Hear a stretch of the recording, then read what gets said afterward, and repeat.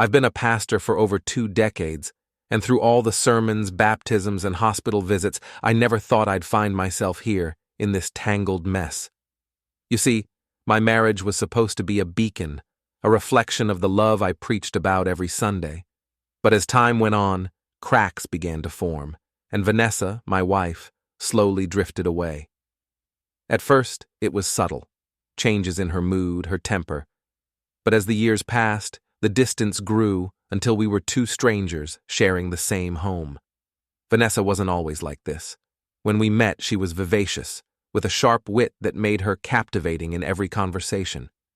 Her beauty wasn't just skin deep either. She had a way of making people feel seen, heard, and understood. But over time, something changed. I suppose marriage can do that, especially when you add in the pressure of managing a thriving bookstore and cafe, which we built from scratch. The cafe was her baby. She poured herself into it, but somewhere along the way, it became a point of contention between us. In the early years, I thought we had a good balance. My pastoral duties often kept me busy, and Vanessa ran the cafe with passion. But it wasn't long before she started to blame me for everything. The late nights, the financial stress, even her own mental health struggles. She'd shut down, emotionally distant one moment, then explosive the next. I tried to be understanding to help her through the fog, but I was out of my depth. No amount of prayer or counseling seemed to reach her. And then the suspicions began. At first, I dismissed them. Vanessa was under a lot of pressure. Her moods were erratic, her behavior increasingly unpredictable. But the signs were hard to ignore. Late nights at the cafe, new friends, most of them men. Just colleagues, she'd say. She even started taking trips to relax at the urging of these so-called friends, but something felt off. Call it intuition, call it divine intervention. Whatever it was, my gut was telling me that something wasn't right. My friend Gloria, someone I've known since seminary, was the first to voice what I had been too afraid to say out loud. She pulled me aside after one of our Bible studies, her eyes full of concern. "Adam, you need to know something," she whispered, glancing around to make sure no one was listening. "Vanessa has been spending time with some questionable people, single men from your church, Adam, and it doesn't look good." I laughed it off at first, told her she was being paranoid. Vanessa was struggling, sure, but I had to believe that she'd never stoop to infidelity. She was my wife, the woman who had stood by me through all the highs and lows of pastoral life. But Gloria's words stayed with me, and once that seed of doubt was planted, I started noticing things I had previously ignored. The way Vanessa's phone never seemed to leave her side, how she'd smile at texts but never share the contents with me. The increasingly elaborate excuses for staying out late or disappearing for hours on her days off. She even grew distant in our intimate moments, something that hadn't been a problem early in our marriage. I chalked it up to her mental health at first, but now I wasn't so sure. You see, Vanessa's mental health had been on a steady decline for years. At first, it was bouts of anxiety, then depression. I did everything I could to support her. We saw therapists, psychiatrists. I prayed with her nightly. But she'd have these breakdowns, sometimes screaming at me, blaming me for her unhappiness. It was my fault, she'd say. My job, my faith, my inability to understand her. And maybe part of that was true. I'll admit I wasn't the perfect husband. Pastoral life can be demanding, and there were days when I brought the weight of my congregation's burdens home with me. But still, I loved her. I fought for her. Vanessa, though, had other plans. She began talking about divorce. At first, it was in moments of anger, a threat thrown out in the heat of an argument. But it became more frequent, more real. She started making financial moves, separating bank accounts, becoming secretive about the income from the cafe. That's when I knew she wasn't just having a rough patch. She was preparing for something bigger. I consulted a lawyer quietly. I didn't want her to know that I was getting my defenses in order. The lawyer told me things I hadn't even considered. Apparently, Vanessa could use social services, even the police, to paint me as the bad guy. I could lose everything: the house, the bookstore, my reputation in the church, and worst of all, I could be forced to walk away with nothing. It was then that I realized I had to protect myself. Vanessa wasn't the woman I married anymore. She was someone else, someone I didn't recognize, and she was willing to destroy me to get what she wanted. Amidst all this chaos, I reconnected with an old employee from the bookstore, Na.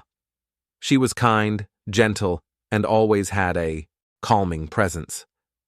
Na had come to work for us years ago when she was going through a difficult time in her life. I had helped her, offered her a job when she needed it most, and over the years, we became friends.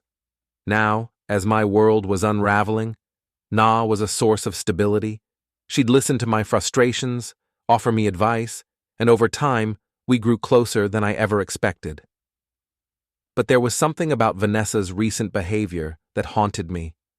I couldn't shake the feeling that I was missing something, that there was a larger game being played.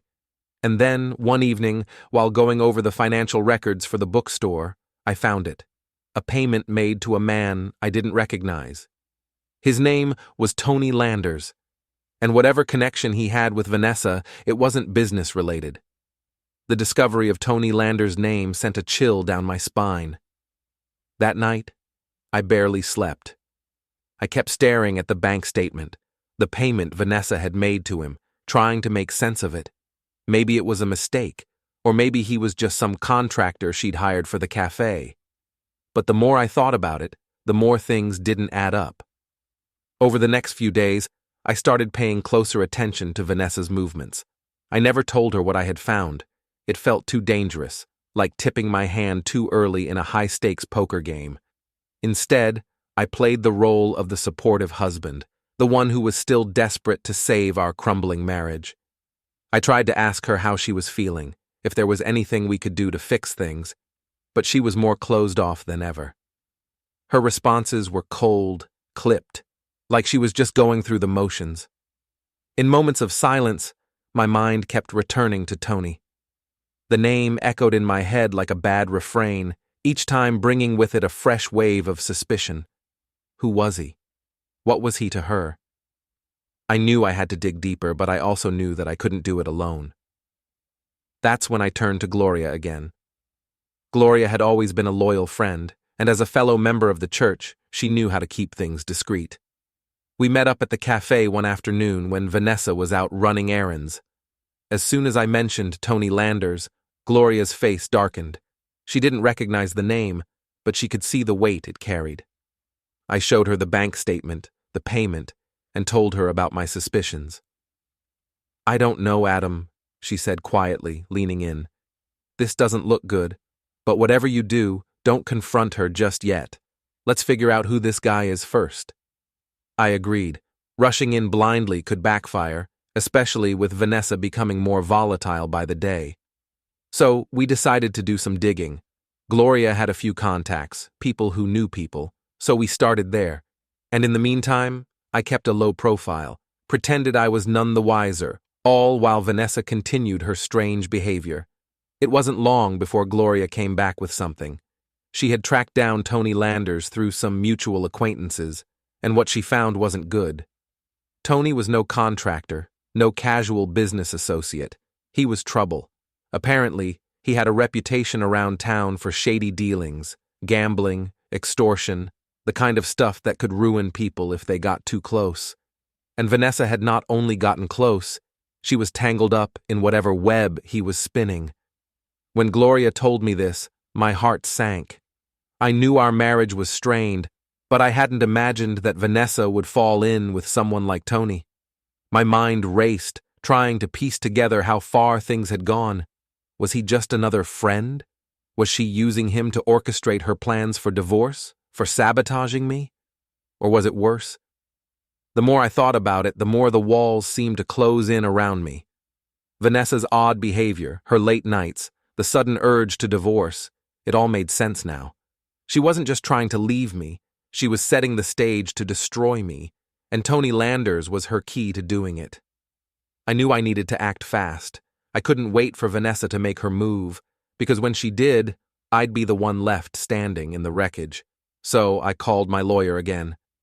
We met in his office, the air thick with tension as I laid out everything I had learned. "Tony Landers, huh?" My lawyer, David, scratched his chin thoughtfully. "Yeah, I've heard of him. Not the kind of guy you want your wife getting involved with. If she's tied to him, Adam, we need to be smart about this. We'll need to start gathering evidence, not just hearsay. Financial records, communications, anything that ties them together in a way that we can use in court." David's words made sense, but the thought of actively spying on my wife felt like a betrayal in itself. Yet, what choice did I have? Vanessa had already drawn her battle lines, and if I didn't defend myself, I'd lose everything. It was time to gather what I could, to protect myself and what little was left of our marriage. As I started to build my case, Vanessa's behavior only grew, more erratic. She was always out, barely home, and when she was, the tension between us was palpable. She'd avoid eye contact, her phone always within arm's reach, and if I asked where she had been, she'd snap at me, telling me to stop being so controlling. There was a time when I would have given anything to save our marriage, to bring back the Vanessa I once knew. But now, I wasn't sure if that woman even existed anymore. She had become someone else, someone I didn't recognize, and this new version of her wasn't just planning to leave me. She was planning to burn everything down in the process. Through it all, Na was my only lifeline. We hadn't spoken much in the years since she left the bookstore, but after our recent reconnection, it felt like she had never been gone. She was there for me in ways Vanessa hadn't been for years, offering support, listening without judgment. It was refreshing, even comforting, to be around someone who actually cared about what I was going through. We started meeting more frequently, mostly for coffee or lunch, and though it was all innocent at first, I couldn't help but feel a growing connection between us. Na was understanding, calm, and she had this way of making everything seem less overwhelming.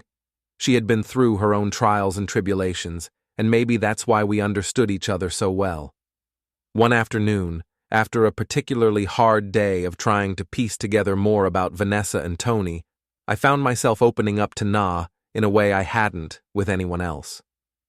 "I just don't understand," I said, my voice heavy with frustration. "How did we get here? How did I lose her?"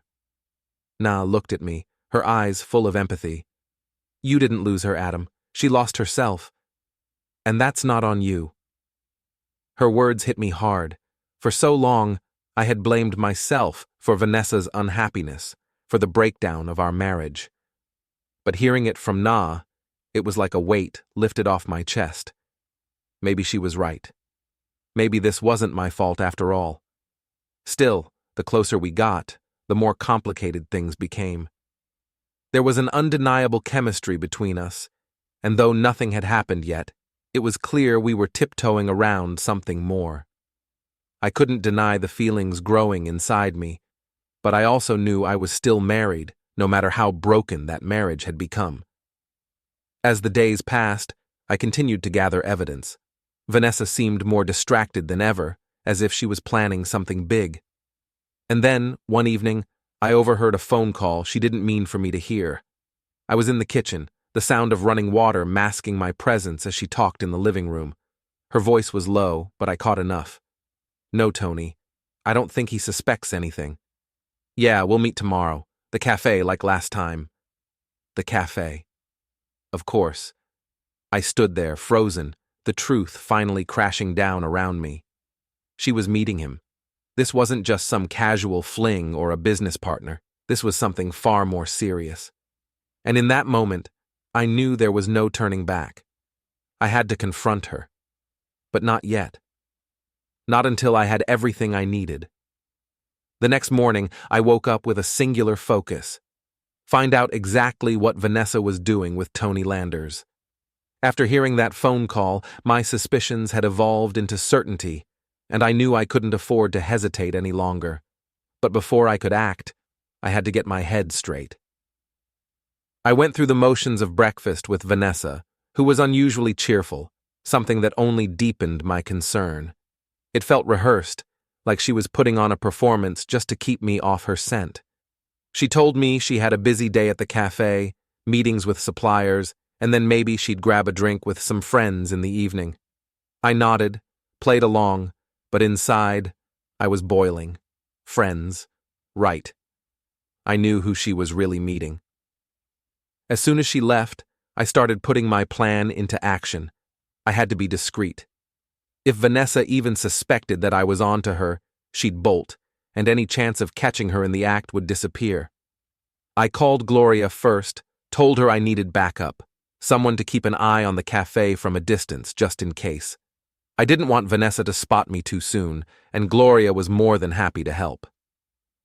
By the time the afternoon rolled around, I was outside the cafe, parked down the street in my car. Gloria had positioned herself inside, just another customer enjoying a cup of coffee and a book. She had a perfect view of the back room, where Vanessa often held her meetings. We were in constant contact, texting each other updates like we were on some sort of covert operation. At 3:15 p.m., Gloria's message came through. Gloria. He's here. Tall, dark hair, leather jacket. Looks like Tony Landers. That was my cue. I gripped the steering wheel so tightly my knuckles turned white, my heart racing in my chest. This was it. I could feel the weight of everything that had happened bearing down on me. Years of marriage, years of trying to make it work, all about to come crashing down because of this man. I texted Gloria back to stay put, and then slowly made my way toward the cafe. The plan was simple. Walk in like any other customer, pretend I was just stopping by to check on Vanessa. But once I was inside, I'd corner her, force the truth out. The cafe was bustling with customers, a typical late afternoon rush. The smell of coffee and pastries hit me as soon as I stepped inside, a strange contrast to the storm of emotions swirling inside me. I scanned the room, looking for Vanessa, and there she was, laughing at something Tony had said. They were in the back, sitting far too close for a simple business conversation. I walked up to them, my legs shaky but my resolve firm. The moment Vanessa saw me, her face froze, and I could see the panic flash in her eyes. Tony, on the other hand, barely glanced my way, as if I was nothing more than a minor inconvenience in his afternoon. Adam, Vanessa stammered, standing up quickly, forcing a smile that didn't quite reach her eyes. What are you doing here? I could ask you the same thing, I said, my voice colder than I intended. My eyes flicked toward Tony. Who's this? Tony didn't bother to stand. He just looked me up and down, unimpressed. I'm Tony, and you must be the husband.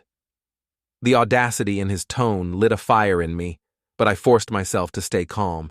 This wasn't the time for a scene, not yet. That's right, I replied, my voice steady. I'm the husband. Vanessa fidgeted, clearly flustered. Adam, this isn't what it looks like. Isn't it? I shot back, taking a step closer to her. Because from where I'm standing, it looks exactly like what I've been suspecting for months. Tony leaned back in his chair, arms crossed, as if he was enjoying the show. That cocky smirk on his face told me everything I needed to know. He wasn't just some guy Vanessa was stringing along.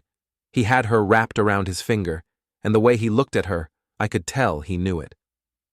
You've been lying to me, Vanessa.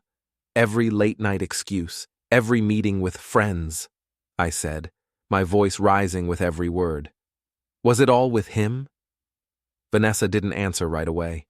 Instead, she glanced nervously at Tony, as if waiting for him to give her permission to speak. That made my stomach turn. My wife, the woman I'd devoted my life to, was looking to him for guidance.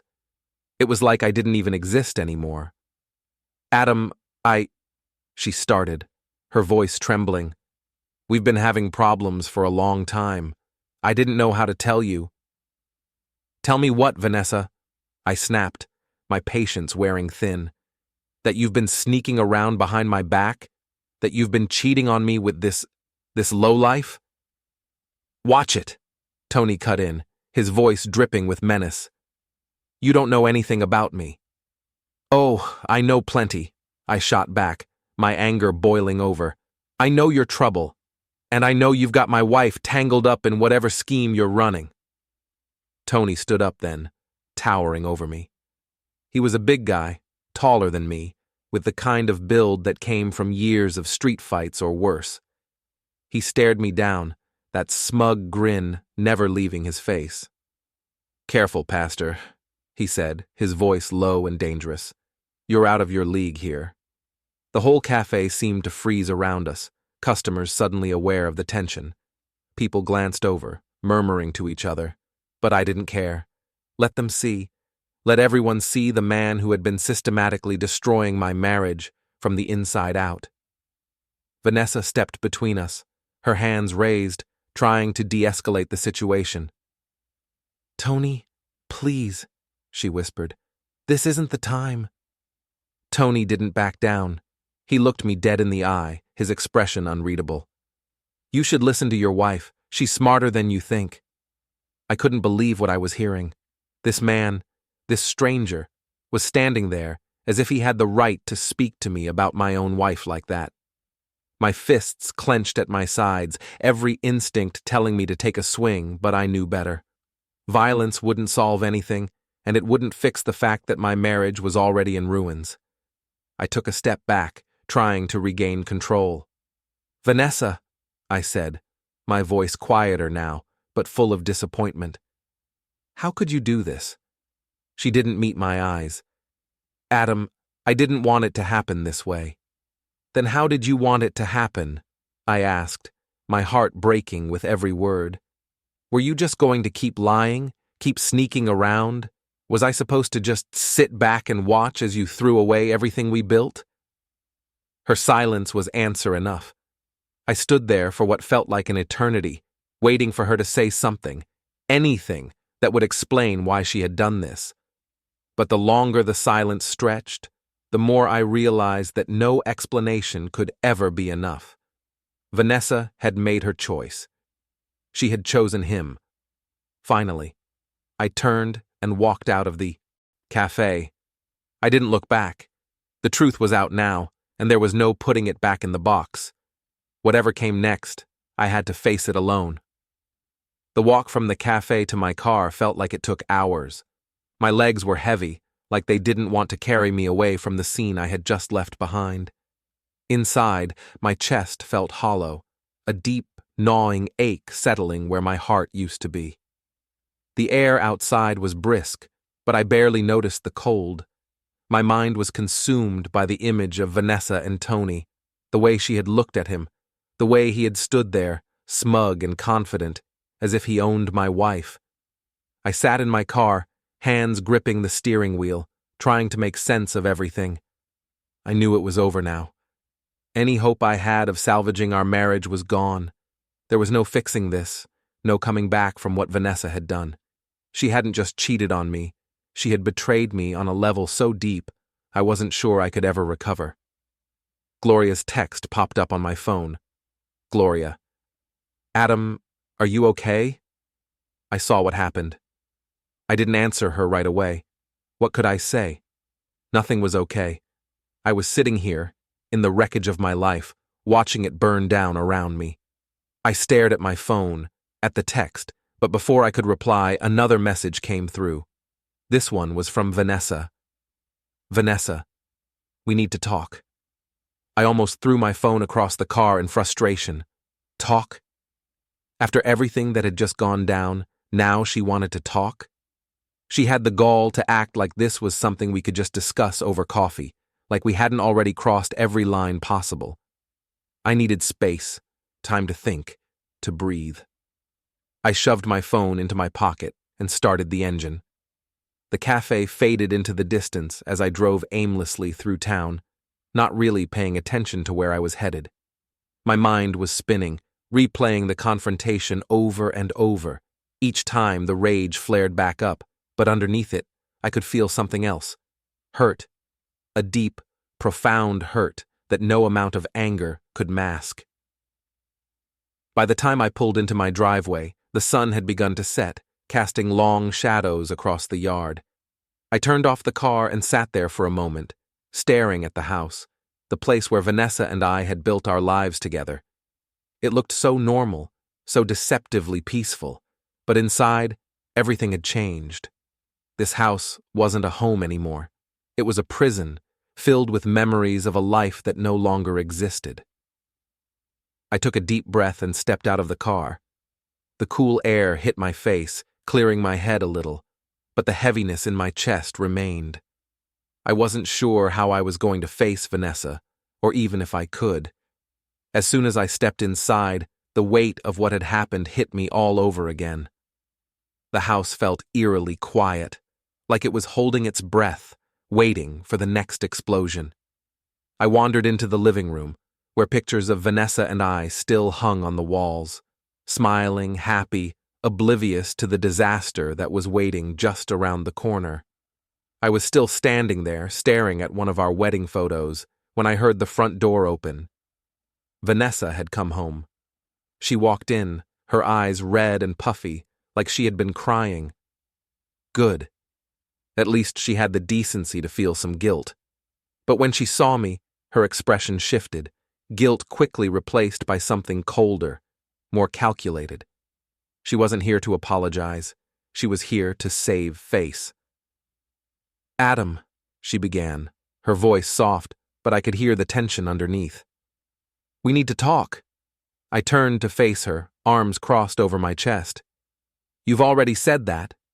She flinched, but only slightly. "I didn't want you to find out like this." "Find out what, Vanessa?" I snapped, my patience already wearing thin. "That you've been sneaking around behind my back with that thug? How long has it been going on, huh? Weeks? Months?" She bit her lip, looking away, and in that moment, I knew. It wasn't weeks, it wasn't months, it was longer, much longer. I never meant for it to happen," she said, her voice barely a whisper. It just did." I laughed bitterly. "It just happened, huh? You don't accidentally end up in someone else's bed, Vanessa. You made a choice. Over and over again, you made that choice." Her face crumpled, and for a brief moment, I saw a flash of the woman I had once loved, the woman who used to look at me like I was her whole world. But that woman was long gone, replaced by someone I barely recognized. "I'm sorry," she whispered, her voice cracking. "I didn't know how to tell you. I didn't want to hurt you." "Hurt me?" I repeated, incredulous. "Vanessa, you've been hurting me for years. Every lie, every time you came home late, every time you looked me in the eye and told me everything was fine, you were hurting me." She didn't say anything. What could she say? There was no excuse, no justification that would make this right. "I need to know," I said, my voice suddenly quiet. "How long?" She looked at me then, really, looked at me, and I could see the shame in her eyes. A year, 12 months, 365 days. All that time, while I had been trying to fix our marriage, trying to hold on to something that was clearly slipping away, she had been with him. I felt sick.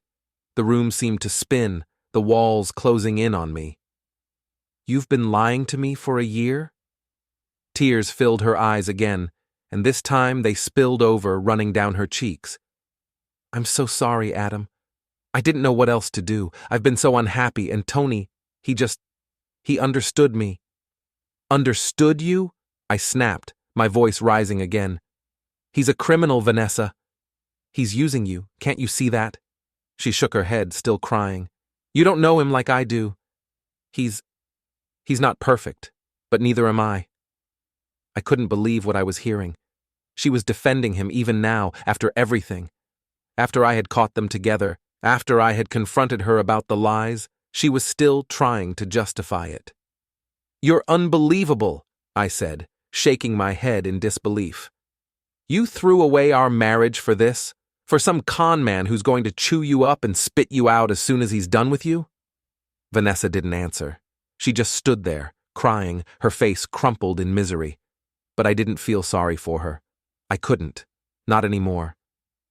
"I want you out," I said, my voice suddenly cold and final. "I want you out of this house. I want you out of my life." She looked at me, her eyes wide with shock. "Adam, please." "Don't," I interrupted, holding up a hand. "Don't even try to argue with me. I'm done. We're done." For a moment, she didn't move, like she couldn't quite believe what was happening. Then, slowly, she nodded. "I'll pack my things." I didn't respond. I didn't even look at her as she turned and walked upstairs, her footsteps echoing through the house. I stood there, staring at the floor, my mind racing, my heart pounding. It was over. Finally, it was over. But the pain, the betrayal, it was only just beginning.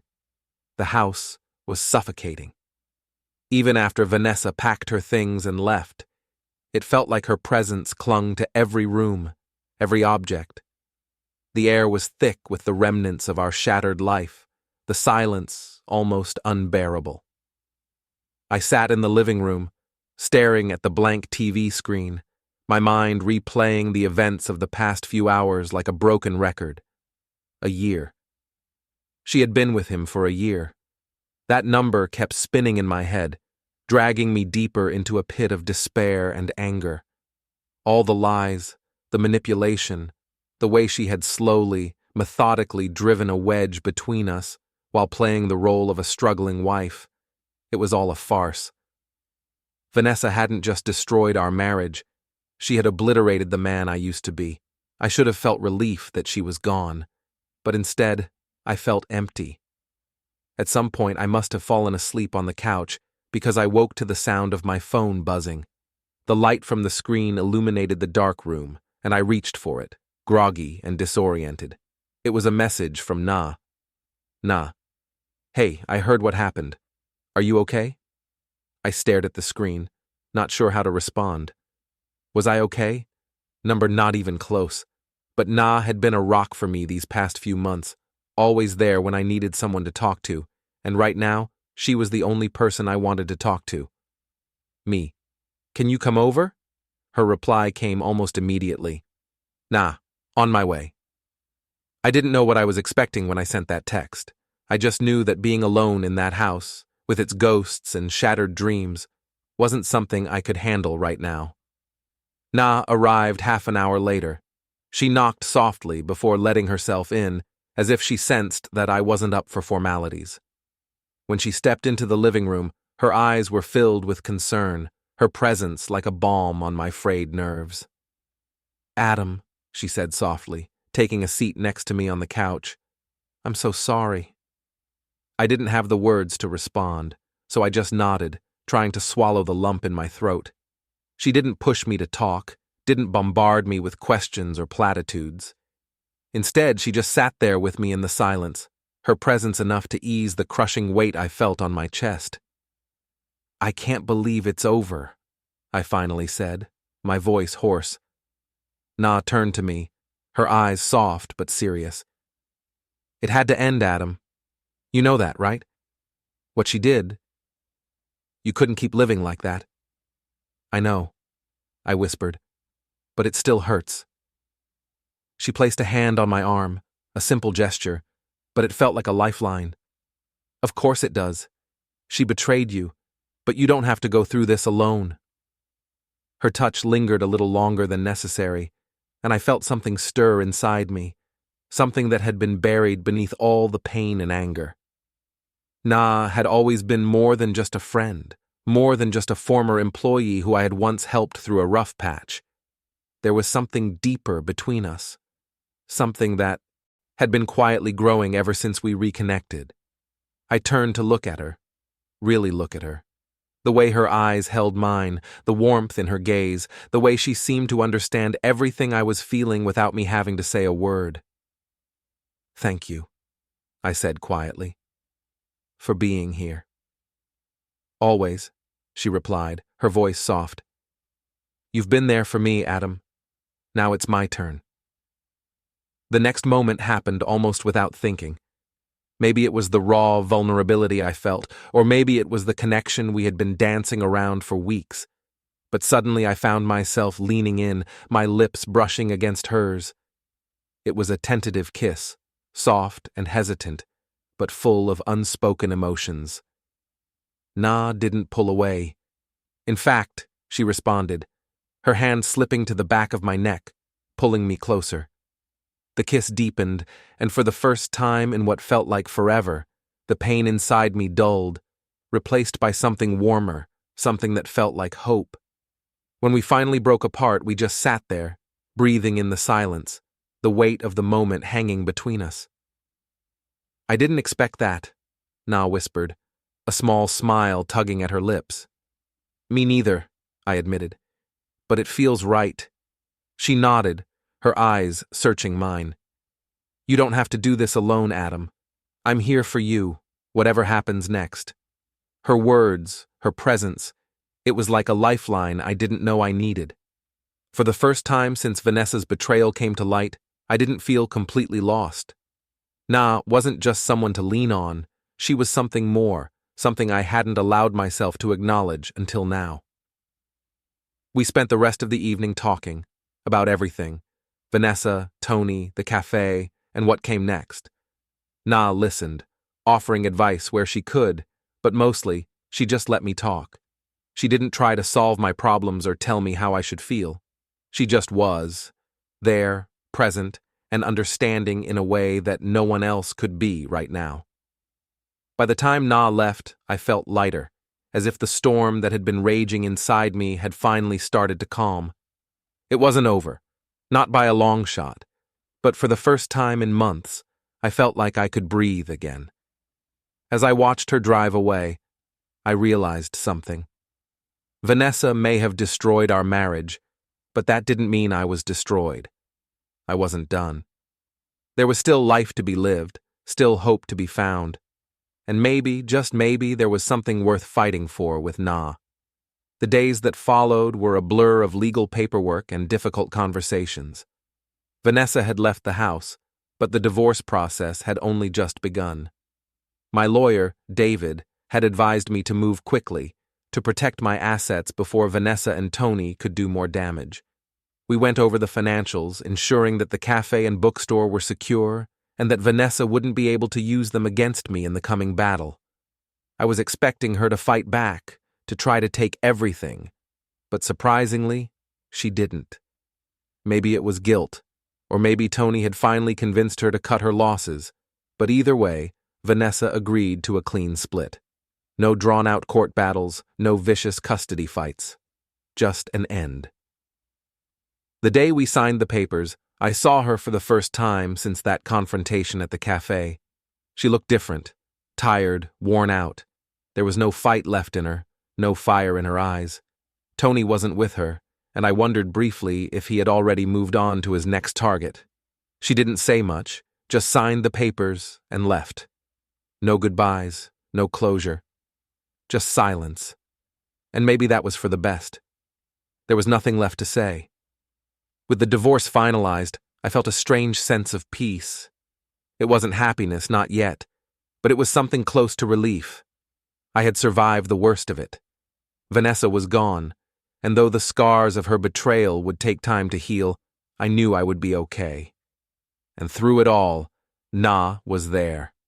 We took things slowly, cautiously. I wasn't ready to jump into anything new, not after what had happened with Vanessa, but Na understood that.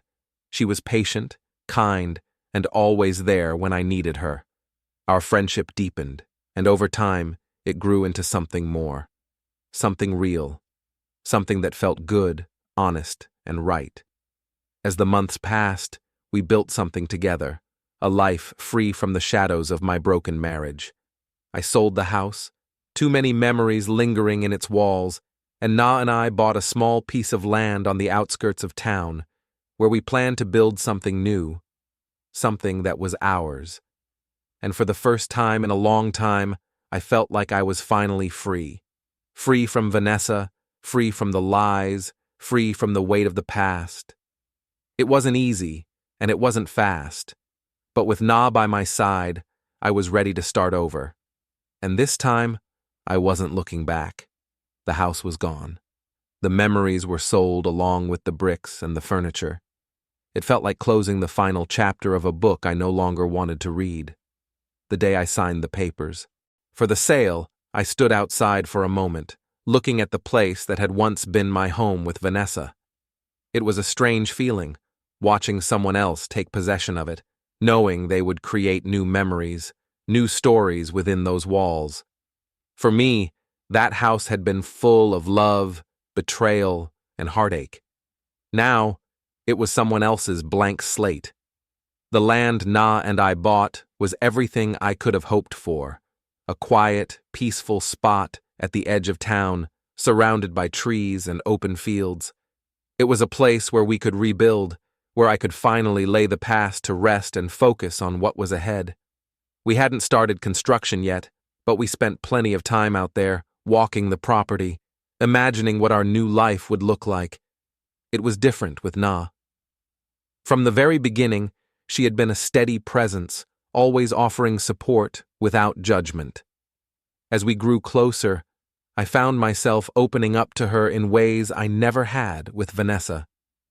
Na had a way of listening that made you feel truly understood, like she wasn't just hearing your words, but feeling them too.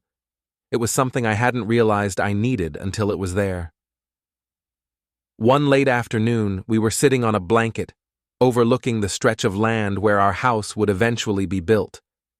The sun was setting, casting the fields in a warm, golden light.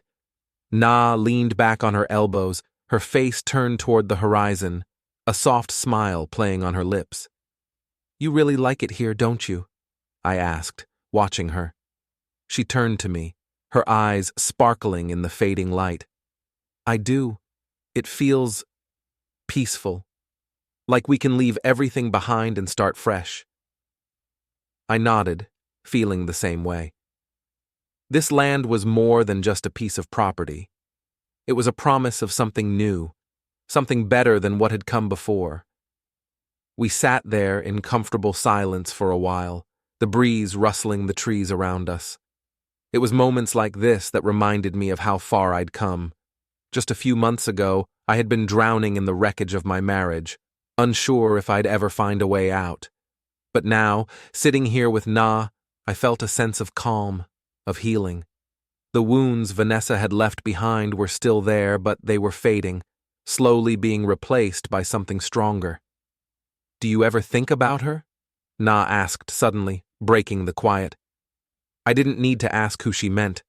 Vanessa had left a deep mark on my life, one that would never fully disappear.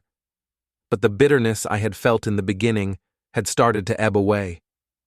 What remained was a mixture of sadness and acceptance. "Sometimes," I admitted, "but not in the same way I used to. I think more about the mistakes we made, what I could have done differently.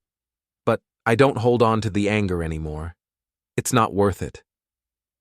Na smiled, reaching over to take my hand. "I'm glad. You deserve to be happy, Adam." I squeezed her hand, grateful for her presence. "So do you." A lot had changed in the months since Vanessa left. After the divorce, she moved out of town, leaving behind the cafe, the bookstore, and the life we had built together. From what I heard, things hadn't gone well with Tony. His criminal dealings had finally caught up with him, and he left Vanessa high and dry. It was a sad ending to a sad chapter, but I couldn't bring myself to feel anything for her anymore. That part of my life was over. In the end, Vanessa's spiral landed her in a psychiatric facility, not because of some dramatic downfall, but because she finally hit a point where she couldn't keep up the facade anymore. The years of mental health struggles, the guilt, and the chaos she had created caught up with her, and she broke. I wasn't surprised when I heard the news, but I didn't reach out either. It wasn't my responsibility to save her anymore. Na and I continued to move forward. Our relationship grew, blossoming into something solid and beautiful. We didn't rush things. After all, I was still healing, and Na respected that. But it wasn't long before I realized I had fallen deeply in love with her. She had been the light in the darkest part of my life, guiding me out of the storm with her unwavering kindness and understanding. One day, a few months after we had sold the house, we stood on the plot of land again, watching the first stages of construction begin. The foundation was being poured, and the sight of it made everything feel real. Our future, our new life, all of it was finally taking shape. Na was standing beside me, her arm linked through mine, when I turned to her and asked, "How do you feel about forever?" She raised an eyebrow, her smile soft but curious. "Forever, huh? I think I like the sound of that." I reached into my pocket and pulled out a small box, opening it to reveal a simple, elegant ring. "Then how about we make it official?" Na's eyes widened in surprise, tears instantly welling up. "Adam, are you serious?" I smiled, my heart pounding as I took her hand. "More than I've ever been." "About anything?" She didn't hesitate. "Yes, 1,000 times, yes." We stood there, in the middle of what would one day be our home, wrapped in each other's arms, the sun setting behind us. It was the start of something beautiful, something that neither of us had expected, but both of us desperately needed. Our life together wasn't perfect, but it was honest, and it was built on a foundation of trust and love that I had never truly known before. Na and I faced our struggles head-on, always together, always open with each other, and in that honesty, we found peace. In the end, I realized that Vanessa's betrayal, as devastating as it had been, had led me to this. To Na, to the life we were building, to the love I had always hoped to find. It hadn't been an easy journey, but it had been worth it. As the construction crew continued to work, Na leaned into me, her head resting on my shoulder. "I can't wait to see what the future holds for us," she whispered. I kissed the top of her head, feeling the warmth of her beside me, and for the first time in a long time, I truly believed that the best was yet to come.